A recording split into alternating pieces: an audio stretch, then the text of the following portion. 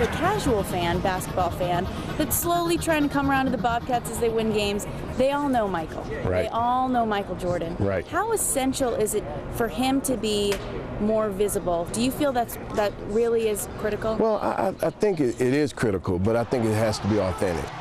He's figured out how to be Michael Jordan.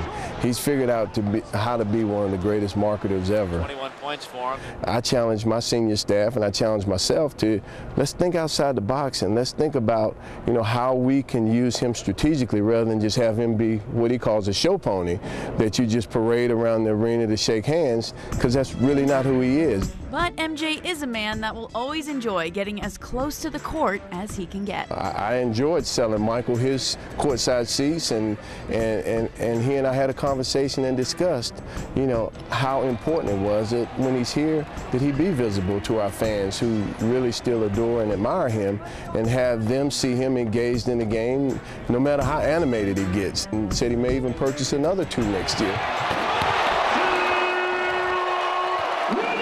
Is it essential that the owner live in this city day to day, or the things that he's already done and always done will continue to be enough? Well, you know what? I think it's important that he's here and has a presence. There are a lot of owners throughout all the pro sports that don't necessarily live in their city, but his presence is there. It's felt by our players. It's felt by our coaching staff. I can assure you that he and Rod and I are looking at numbers all the time. We have to keep our salary cap numbers with us, because you're right. We never know when at 12 midnight he may be studying his numbers and say, hey, let's look at this potential trade. Let's talk it through before we go to Coach Brown with an idea. And that involvement is what we really need him to do. We need him to do everything he can in working with Rod and Coach Brown to put the best possible product on the floor. Fred hopes no matter who the next owner is, they will build on all the hard work he's been a part of the past 4 years. It's been a lot of work. It's, when I took this job, I got a lot of recommendations from a lot of friends that live in this community not to take the job. They said it would be an impossible task and it'd be the hardest job in Charlotte. But I really felt like it was a challenge and something that I wanted to do. So I hope that, all the progress that we've started to see on the court, all the progress we're starting to see with our increase in attendance, and I think we're up 6.5%, 7% this year in attendance. I would hope that we're able to keep this thing on track.